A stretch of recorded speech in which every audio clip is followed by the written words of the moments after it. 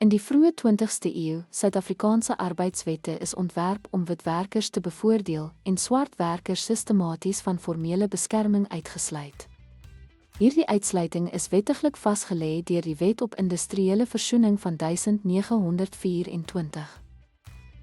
Gedurende die vroeë 20ste eeu was Suid-Afrikaanse arbeidswetgewing hoofsaaklik ontwerp om wit werkers te bevoordeel. Swart werkers is uitgesluit van formele arbeidsbeskerming en is nie toegelaat om erkende vakbonde te stig nie.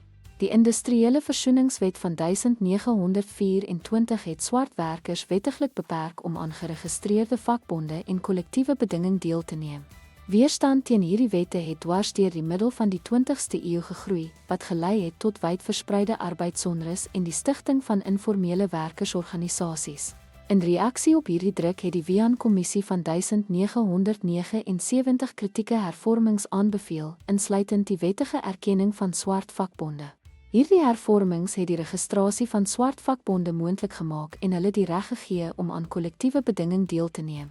Die demokratisering van Suid-Afrika in die vroeë 1990's het gekulmineer in 'n nuwe grondwet en 'n hersiene wet op arbeidsverhoudinge wat formeel werkersregte verskaans het, insluitend die reg op vryheid van assosiasie. Hierdie veranderinge het verseker dat alle werkers, ongeag ras, deur vakbonde kon organiseer en vir hul regte kon pleit.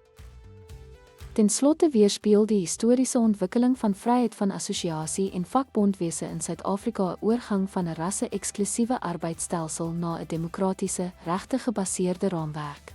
Die lang stryd vir werkersregte het gelei tot die vestiging van sterk wetlike beskermings wat vandag steeds billikheid en gelykheid in arbeidsverhoudinge bevorder. Dankie dat u by ons aangesluit het.